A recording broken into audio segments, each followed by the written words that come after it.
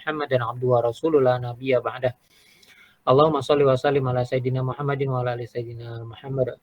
Wa qala Allah ta'ala fi kitabil karim, a'udzu billahi minasyaitonir rajim.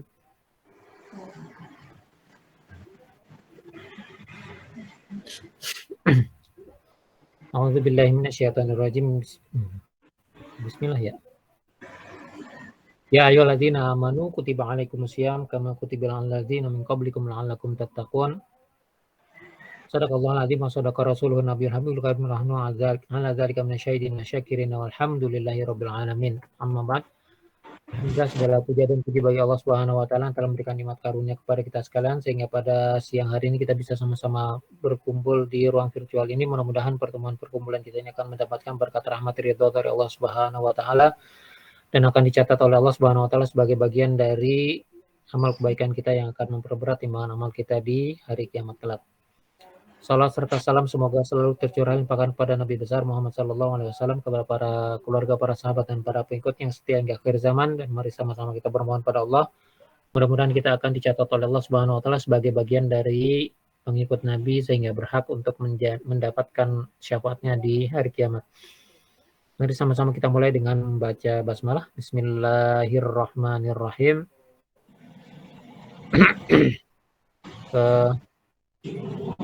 Kabar gembira kita untuk menghadapi Ramadan adalah karena di dalam perintah yang telah Allah sampaikan di dalam surat Al-Baqarah 183 tadi disebutkan dari kunci-kunci itu akan bisa kita lihat ada beberapa imbalan atau beberapa reward yang bisa kita dapatkan. Jadi ya ayyuhalladzina amanu kutiba alaikumusiyam. Awalnya disebutkan kata kunci yang pertama adalah orang-orang yang beriman. Ini beberapa pembahasannya sudah berlalu di tahun-tahun yang lalu, tapi kita kulik sedikit. Yang utamanya adalah bahwa ketika Allah sebutkan, ketika Allah panggil di dalam ayat ini orang-orang yang beriman, maka yang bisa dipahami adalah bahwa ini adalah tugas khusus, ibadah khusus, kewajiban yang khusus yang hanya bisa dilakukan apabila orang-orang itu beriman. Yang tidak beriman tidak bisa melakukannya, nggak akan bisa mengerjakan atau melaksanakan kewajiban yang sudah ditetapkan oleh Allah Subhanahu wa taala ini. Jadinya Allah, karena memang sudah dari awal diketahui ini adalah tugas yang berat, tugas yang nggak main-main, spesifikasi orang yang bisa melakukannya sudah Allah ketahui, sudah Allah tentukan, sudah Allah tetapkan, makanya yang dipanggil, yang disebut adalah orang-orang yang beriman. Nah, tergantung kitanya ini terpanggil atau tidak. Nah, ketika kita merasa terpanggil, nah berarti kita berada di dalam barisan orang-orang yang beriman. Ketika kita tidak terpanggil, nah itu hati-hati gitu kan. Ada orang yang meremehkan kewajiban berpuasa ini. Jadi gampang-gampangin gitu kan. Aku kan sakit gitu misalnya. Sakit panu gitu kan. Aku dalam perjalanan ya cuman ke rumah beda kelurahan aja gitu dalam perjalanan gitu kan. Muskil banget gitu kan, padahal kalau dia mau belajar mendalami lebih jauh itu kan akan ketahuan sakit seperti apa yang bisa menyebabkan dia memiliki keleluasaan untuk tidak melaksanakan puasa di bulan Ramadan, atau bepergian semacam apa, sejauh apa yang bisa menyebabkan dia berbuka, tidak berpuasa di bulan Ramadan. Itu kalau mau belajar sedikit saja, meluangkan waktu sebentar saja, itu kan udah bisa ketahuan gitu. Cuman sakit panu kok nggak mau puasa gitu kan, ya nggak masuk akal gitu sebenarnya. Nggak ada hubungannya juga gitu antara panu dengan orang berpuasa. Apakah orang yang berpuasa gitu terus panunya nambah? Ya enggak juga. Itu kan sesuatu yang aneh-aneh. Jadi sebenarnya orang ini meremehkan kewajiban untuk berpuasa. Nah, aplikasi lebih lanjutnya yang kalau kita tarik ke awal ayat ini, ada kemungkinan dia orang yang tidak beriman gitu. Nauzubillah. sungguh sangat berbahaya sekali kalau yang dilakukan adalah seperti itu, kemudian kita kena ke dalam kategori orang yang tidak beriman. Nauzubillah, itu sangat-sangat berbahaya. Makanya harus diperhatikan benar-benar ketika Allah menyebutkan di dalam awal ayatnya yang dipanggil itu adalah orang-orang yang beriman, yang diwajibkan untuk melakukan ibadah ini adalah orang-orang yang beriman. Nah, kita ketahui begitu kita terpanggil kemudian kita berupaya untuk melaksanakannya, nah kita bisa berharap pada Allah Subhanahu wa taala mudah-mudahan kita akan ditetapkan di dalam keimanan. Itu.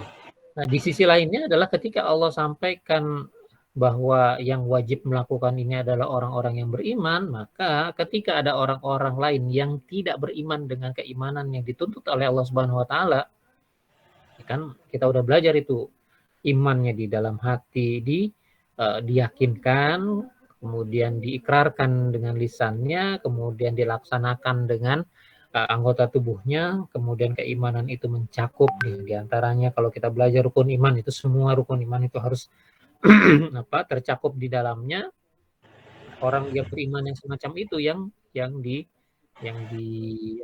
dikondisikan gitu. Nah, kalau ada orang yang berpuasa, benar dia berpuasanya dari waktu subuh sampai waktu maghrib gitu, dia sahur, dia berbuka, tapi nggak beriman. Dia cuma coba-coba doang. Ini orang yang beragama lain dia cuma coba-coba doang, ikut gitu, ikut-ikutan puasa karena teman-temannya semuanya misalnya orang Islam yang berpuasa, dia cuma pengen ikut-ikutan. Nggak dihitung yang begitu. Kenapa? Ini orang yang tidak beriman, tidak termasuk di dalam panggilan Allah Subhanahu wa taala, dan sebenarnya buat dia tidak diwajibkan untuk berpuasa. Yang diwajibkan untuk dia adalah mencari hidayah. Gitu.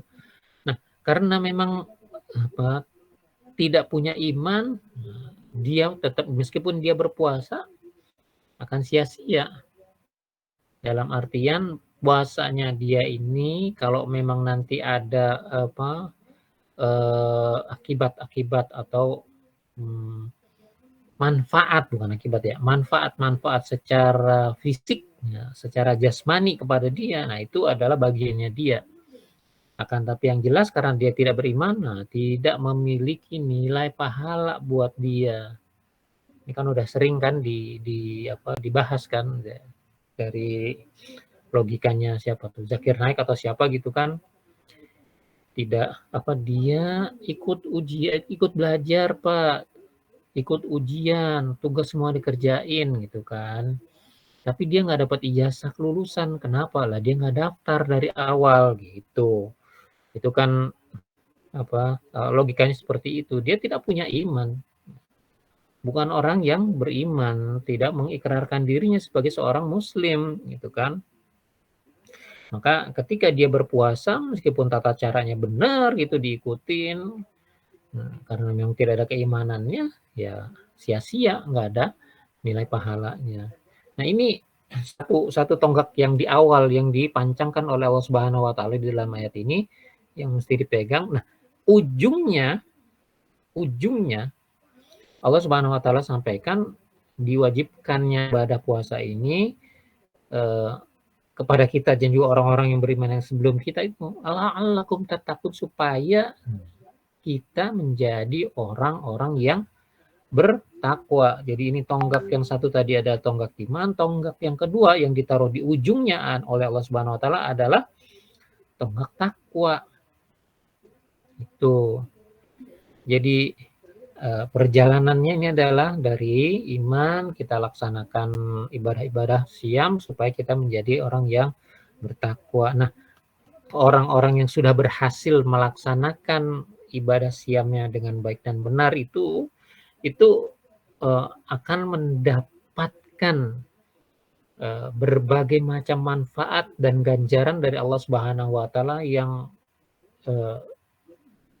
sampai ke tingkatan di mana Allah Subhanahu wa taala sendiri yang menyatakan bahwa Allah yang akan membalasnya. Ya, maknanya adalah apapun bisa diberikan oleh Allah Subhanahu wa taala atas sebagai balasan atas ibadah puasa yang sudah kita lakukan, ya apapun gitu. Mau kita sebutkan, eee, mau kita bilang apapun bisa. Ya mobil tuh kan, mobil apa tuh yang macem-macem, banyak jenisnya, ya terserah mau bilang truk kek, mau bilang rumah kek, mau bilang apa, duit yang banyak kek, itu apa aja bisa gitu. Karena Allah sendiri yang akan membalasnya. Ya Allah kan Maha Kaya, Allah Maha Kuasa, Allah Maha Pengasih, Allah Maha Penyayang, Allah Maha Pemberi gitu kan. Apa aja kalau memang udah Allah mau kasih, ya kasih gitu, dapat kita. Nah itu nggak akan ada, batasannya, "Wah aku cuman bisa nggak bisa, nggak ada yang kayak gitu, itu si manusia gitu kan, dimintain tolong gitu, "Ah, saya nggak bisa nih, saya ada, mintain tolong nih, sebentar doang ya, habis ini saya mau." Nah itu kan manusia itu ada keterbatasan-keterbatasan, ya Allah Maha Maha segalanya ya, nggak ada yang membatasi Dia. Cuman, tergantung itu kan semuanya tergantung kehendak Allah gitu, kalau memang Allah berkehendak ya akan Allah beri gitu, kalau Allah nggak berkehendak, nah kan ceritanya nanti akan, menjadi cerita bagaimana kita mendapatkan kehendak Allah itu, gitu. Nah, puasa ini kan salah satu caranya. Ketika kita udah sampai ke apa, kondisi takun menjadi orang yang bertakwa itu, Allah sampaikan, "Oh, kamu udah, awalnya dari iman, kamu udah sampai takwa, nah siap-siap untuk mendapatkan apa yang akan Allah berikan." Tuh. Kalau di dalam apa, perbincangan di ayat-ayat yang lain, ini akan ada contoh-contohnya yang luar biasa banyaknya, tapi cuma sekedar contoh ya, tidak membatasi bahwa hanya itu yang akan didapat, ini cuma contoh gitu. Kalau orang yang bertakwa, ini contohnya nih, ada ganjarannya, ini ada, manfaat-manfaatnya. Akan tapi bukan cuma itu sebetulnya, itu cuma contoh. Nah, di antara contoh-contohnya itu yang bisa kita lihat adalah yang dinyatakan di dalam, eee, Al-Quran yang paling sering apa tuh, paling sering disampaikan itu adalah yang di surat At-Tolaq gitu sebetulnya. Tapi sebelum itu kita ambil yang di, eee, apa, surat-surat yang lainnya, di antaranya apa nih, tadi itu adalah di surat Al-A'raf ayat 96. Walau anna ahlul qura amanu wattaqau lafatahna 'alaihim barakatim minas sama'i wal ardh walakinna kadzdzabu fa akhadnahum bima kanu yaksibun. Jadi walau anna ahlal qura, jika seandainya nih para penduduk di negeri-negeri itu amanu wattaqau, beriman dan bertakwa, tuh dua kondisi lagi tuh yang dibawa tuh. Sama seperti tadi di dalam ayat, apa, tentang puasa. Ya ayyuhalladzina amanu kutiba alaikumusiyam, terus di ujungnya la'allakum tattaqun. Dua kondisi itu yang dibawa, amanu wa taqau. Apa janji Allah terhadap para penduduk negeri yang amanu wa taqau di dalam surat Al-A'raf ayat 96 ini, la fatahna 'alaihim barakatim minas sama' wal ardh. Itu janjinya dari Allah Subhanahu wa taala. Niscaya, benar-benar, sungguh-sungguh pasti akan kami, Allah nih yang janji, Allah bukan saya, bukan ustadz, bukan guru, bukan kiai, Allah yang janjikan, la fatahna 'alaihim barakatim minas sama'i wal ardh, akan kami turunkan berbagai keberkahan barokat. Jadi bukan cuma berkah satu, lebih barokat banyak tuh. Seberapa banyak Pak? Ratusan, lebih gitu kan. Ini nggak ada hitungannya, ya Allah yang turun, kan kok masa mau dihitung, masa mau dibatasin, nggak bisa gitu. Bahkan Allah sendiri pun menyatakannya barokat, udah banyak gitu, dalam bentuk yang jamak, plural gitu, nggak akan dibatasin. Ya, karena memang sifatnya itu adalah seperti itu, karena kemahakuasaan Allah yang tidak terbatas, ya pemberiannya juga nggak akan dibatasin. Terserah Allah mau ngasihnya kayak gimana. Barokat minas sama iwal ard, jadi akan, datang akan kalau di dalam bahasa terjemahannya akan dibukakan. Nah, kalau bahasanya terjemahannya tuh di dalam Al-Qur'an itu akan dibukakan gitu.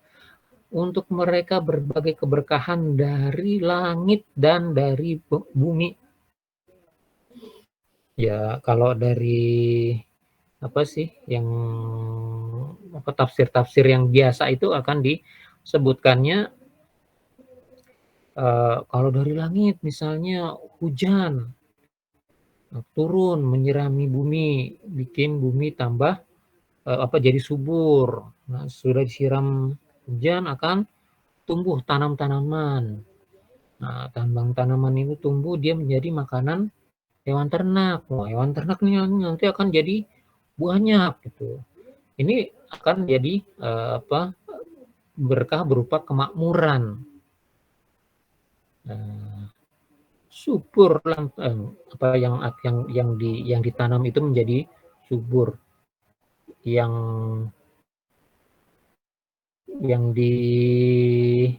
dipakai jadi mudah gitu kan. Yang dimakan akan banyak gitu. Termasuk tumbuh-tumbuhan, termasuk juga tanam-tanaman, itu luar biasa. Ada sedemikian banyaknya Allah berikan buat penduduk negeri, bukan, penduduk negeri-negeri. Jadi tidak dibatasi negeri manapun, tidak dibatasi siapapun, kalau penduduk di dalam negeri itu beriman dan bertakwa akan dapat. Itu yang datang dari langit, dibukakan hujan, yang di bumi ditumbuhkan berbagai macam tumbuh-tumbuhan, subur semuanya, hewan ternak itu makan itu dengan mudah gitu, nggak ada yang kelaparan, mereka berkembang biak. Nah, itu dari sisi kesejahteraan itu terpenuhi. Tapi ada juga penafsiran yang menyatakan bahwa mereka penduduk negeri-negeri yang beriman dan bertakwa itu juga akan memperoleh ilmu pengetahuan yang banyak serta kemampuan untuk memahami sunnatullah yang berlaku di alam. Mereka nanti akan mampu menghubungkan antara sebab dengan akibat. Nanti mereka akan bisa meningkatkan teknologi di dalam kehidupan mereka sehingga kehidupan mereka menjadi lebih baik. Nah, itu kan di satu sisinya. Nah, di sisi lain pengetahuan mereka yang makin bertambah membuat mereka itu juga bisa membuat peralatan, perlengkapan, dan membuat prediksi-prediksi tentang keadaan alam. Nah, nanti mereka bisa menghindarkan diri dari kemungkinan malapetaka yang terjadi apabila terjadi bencana alam. Itu kan memang sesuatu yang luar biasa, suatu keberkahan bagi kita manusia yang Allah Subhanahu wa taala berikan pada kita semuanya kalau memang kita beriman dan bertakwa. Ini yang jadi harusnya jadi pedoman kita sebagai kaum muslimin, dan ini juga yang sebenarnya dipegang oleh para ilmuwan kaum muslimin. Jadi yang penting buat mereka adalah beriman dan bertakwa. Yang penting buat mereka pahami dulu, hafalkan dulu Al-Qur'an, baru kemudian mereka belajar tentang ilmu-ilmu yang lain dengan dasar dari Al-Qur'an itu. Kenapa? Amanu wa taqaw. Ininya modalnya adalah seperti itu. Nah, ketika kaum muslimin berpegang teguh kepada keimanan dan ketakwaan, mereka menjalankan syariat Islam dengan sebenar-benarnya, mereka mencoba menggali ayat Al-Qur'an dengan sebaik-baiknya, tadabburnya itu benar-benar dipakai, maju peradaban Islam. Akan diperoleh berbagai macam keberkahan, akan menjadi leader, pemimpin di dunia ini. Kenapa? Karena amanu wattaqaunya itu benar-benar terwujudkan di dalam kehidupan mereka sehari-hari, sehingga keberkahannya, barokatnya itu akan Allah berikan. Itu ini yang menjadi bahan bakar sebenarnya nih, titik awalnya dari kebangkitan kaum muslimin, dari ketinggian peradaban kaum muslimin, Mulainya dari amanu wattaqau. Tanpa ini, hancur sudah. Nggak akan ada yang namanya kaum muslimin itu dihormati, bahkan menjadi rebutan orang-orang sebagaimana rebutannya direbutnya makanan yang di atas piring oleh orang-orang yang kelaparan. Itu seperti itu penggambaran yang datang dari Rasulullah SAW, atau kira-kira seperti itulah.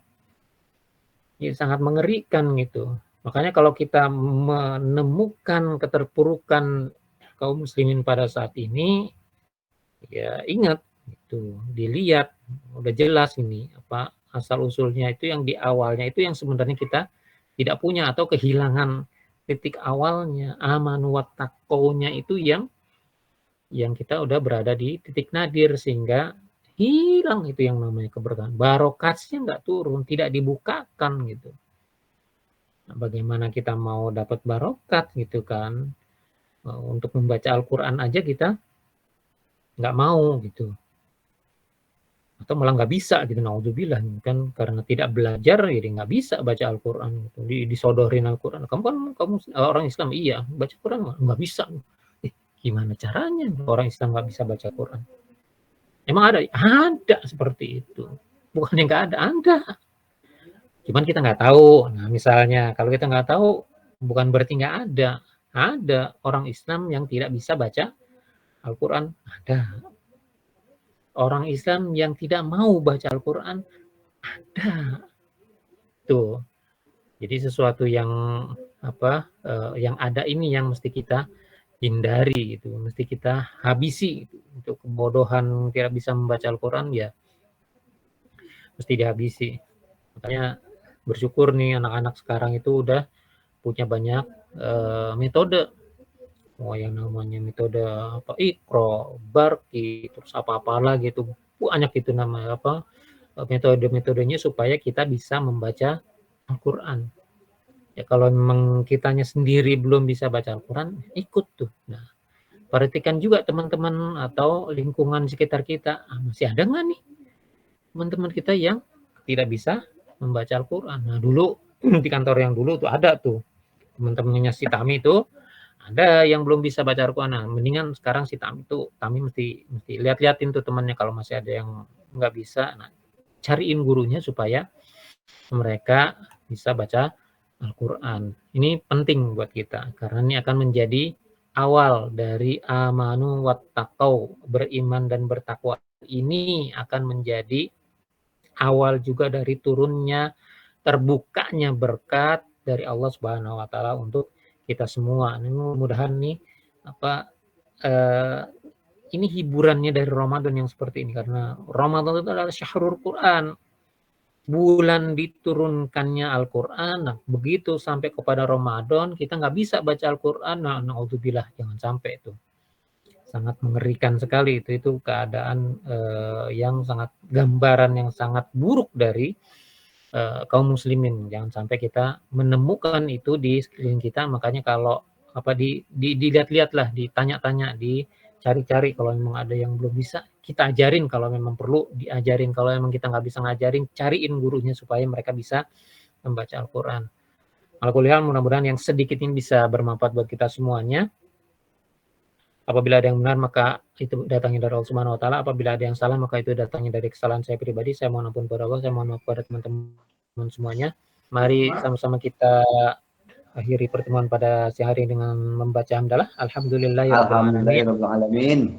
Kita tutup dengan membaca doa kafaratul majelis. Mudah-mudahan pertemuan kita menjadi pertemuan yang diberkati, dirahmati dan diridhai Allah Subhanahu wa taala, dan perpisahan kita akan menjadi perpisahan yang diampuni oleh Allah Subhanahu wa taala. Subhanakallahumma bihamdika asyhadu an la ilaha illa anta astaghfiruka wa atubu ilaik. Dari saya cukup sekian dulu. Assalamualaikum warahmatullahi wabarakatuh. Waalaikumsalam warahmatullahi wabarakatuh. Selamat siang, semangat. Salam. Oh, saya teman sare.